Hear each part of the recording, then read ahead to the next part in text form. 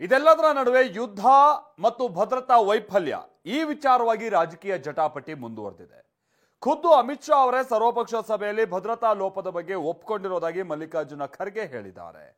ಇದೇ ಭದ್ರತಾ ಲೋಪದ ವಿಚಾರವಾಗಿ ಮಾತಿನ ಯುದ್ಧ ಕೂಡ ನಡೀತಾ ಇದೆ. ಉಗ್ರರ ದಾಳಿ, ಬಿಜೆಪಿ ಕಾಂಗ್ರೆಸ್ ಮಧ್ಯೆ ಭದ್ರತಾ ವೈಫಲ್ಯ ಯುದ್ಧ. ಸೆಕ್ಯೂರಿಟಿ ಲ್ಯಾಪ್ಸ್ ಆಗಿದೆ. ಉಗ್ರರ ದಾಳಿ, ರಾಜಕೀಯ ನಾಯಕರ ಮಧ್ಯೆ ಪರಸ್ಪರ ವಾಗ್ದಾಳಿ. ಅತ್ತ ಉಗ್ರರಿಗಾಗಿ ಆಪರೇಷನ್ ನಡೀತಿದ್ರೆ ಇತ್ತ ರಾಜ್ಯದಲ್ಲಿ ಟಾಕ್ ವಾರ್ ಜೋರಾಗಿದೆ. ಉಗ್ರರ ದಾಳಿಗೆ ಕೇಂದ್ರದ ವೈಫಲ್ಯವೇ ಕಾರಣ ಎಂದಿದ್ದ ಸಿಎಂ ಸಿದ್ದರಾಮಯ್ಯ ಇವತ್ತು ಯುದ್ಧದ ಅನಿವಾರ್ಯತೆ ಇಲ್ಲ, ಯುದ್ಧದ ಪರ ನಾವಿಲ್ಲ ಎಂದಿದ್ದಾರೆ. ಇದಕ್ಕೆ ಬಿಜೆಪಿ ಆರ್ ಅಶೋಕ್ ತಿರುಗೇಟು ಕೊಟ್ಟಿದ್ದಾರೆ. ಯುದ್ಧ ಮಾಡಬೇಕಾದಂತ ಅಗತ್ಯ ಇಲ್ಲ, ಈ ಕ್ರಮಗಳು ತಗೋಬೇಕು ಅಷ್ಟೇ. ನಾವು ಯುದ್ಧದ ಪರ ಇಲ್ಲ, ನಾವು ಶಾಂತಿ ಇರಬೇಕು, ಜನರಿಗೆ ಭದ್ರತೆ ಇರಬೇಕು. ಕೇಂದ್ರ ಸರ್ಕಾರ ಭದ್ರತಾ ಕ್ರಮಗಳನ್ನು ತಗೋಬೇಕು. ಅವರ ಮಾನಸಿಕ ಸ್ಥಿತಿ ಪೂರ್ತಿಯಾಗಿ ಈ ಮುಸ್ಲಿಮರ ವೋಟ್ ಬಗ್ಗೆನೇ ಯೋಚನೆ ಮಾಡುವಂತ ಪರಿಸ್ಥಿತಿ ನಿರ್ಮಾಣ ಆಗಿರುವಂತದ್ದು. ಪ್ರವಾಸಿಗರ ಸಾವಿಗೆ ಯಾರು ಜವಾಬ್ದಾರಿ ಅಂತ ಸಚಿವ ಸಂತೋಷ್ ಲಾಡ್ ಪ್ರಶ್ನಿಸಿದ್ರು.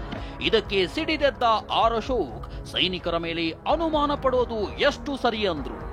ಹಿಂದೂಗಳು ಇಷ್ಟು ಜನ ತೀರೋಗಿದ್ದಾರೆ, ಇಷ್ಟು ಜನ ಮರಣ ಹೊಂದಿದ್ದಾರೆ, ಇದಕ್ಕೆ ರೆಸ್ಪಾನ್ಸಿಬಿಲಿಟಿ ಯಾರು ತಗೋಬೇಕು? ನೀವು ಒಪ್ಕೊಳ್ಳಿ, ನಿಮ್ಮ ಕಾಲದಲ್ಲಿ ವೈಫಲ್ಯತೆಯಿಂದ ಈ ತರ ಆಗಿದೆ, ಅದು ಒಪ್ಕೊಳ್ಳೋದಿಲ್ಲ. ಸಂತೋಷ್ ಲಾಡು ಇನ್ನ ಸ್ವಲ್ಪ ಬುದ್ಧಿ ಮೆಚೂರ್ ಆಗಬೇಕು, ಅವ್ರಿಗೆ ಜ್ಞಾನ ಬೇಕು. ಇವ್ರಿಗೆ ಆ ಸೈನ್ಯದ ಮೇಲೆ ಆಪಾದನೆ ಮಾಡ್ತಿರಲ್ಲ, ಅವರು ಅಲ್ಲಿ ಪ್ರಾಣ ಹಂಗನ್ನ ಬಿಟ್ಟು ಇರೋದ್ರಿಂದ ಸಂತೋಷ್ ಲಾಡ್ ಮಜಾ ಹೊಡ್ಕೊಂಡು ಇಲ್ಲಿ ಓಡಾಡ್ತಾ ಇರೋದು, ಆರಾಮಾಗಿ ಮಜಾ ಹೊಡ್ಕೊಂಡು. ಭದ್ರತಾ ವೈಫಲ್ಯದ ಬಗ್ಗೆ ಅಮಿತ್ ಶಾ ಒಪ್ಪಿಕೊಂಡಿದ್ದಾರೆಂದ ಖರ್ಗೆ. ಭದ್ರತಾ ವೈಫಲ್ಯದ ಬಗ್ಗೆ ಅಮಿತ್ ಶಾನೇ ಒಪ್ಪಿಕೊಂಡಿದ್ದಾರೆ ಅಂತ ಎಐಸಿಸಿ ಅಧ್ಯಕ್ಷ ಮಲ್ಲಿಕಾರ್ಜುನ ಖರ್ಗೆ ಹೇಳಿದ್ರು. ಕಾಶ್ಮೀರ ಭದ್ರತೆ ವಿಚಾರದಲ್ಲಿ ಕೇಂದ್ರ ಸರ್ಕಾರ ಜನರಿಗೆ ಟೋಪಿ ಹಾಕಿದೆ ಅಂತ ಸಿಎಂ ಕುಟುಕಿದ್ದಾರೆ. ಅವರು ಸ್ವತಃನೇ ಒಪ್ಕೊಂಡ್ಬಿಟ್ರು. ಸೆಕ್ಯೂರಿಟಿ ಲ್ಯಾಪ್ಸ್ ಆಗಿದೆ ಇದರಿಂದ, ಅದಕ್ಕಾಗಿ ನಾವು ಮೀಟಿಂಗ್ ಕರೆಸಿದ್ದು ಅಂತ ಹೇಳಿ ಶಾ ಅವರು ಹೇಳಿದ್ರು. ಏನ್ ಮಾಡ್ತಾ ಇದ್ದಾರೆ, ಜನಗಳಿಗೆ ಟೋಪಿ ಹಾಕ್ತಕ್ಕಂಥ ಕೆಲಸವನ್ನು ಮಾಡ್ತಾ ಇದ್ದಾರೆ. ಇದು ಧರ್ಮ ಮತ್ತು ಅಧರ್ಮದ ನಡುವಿನ ಯುದ್ಧ.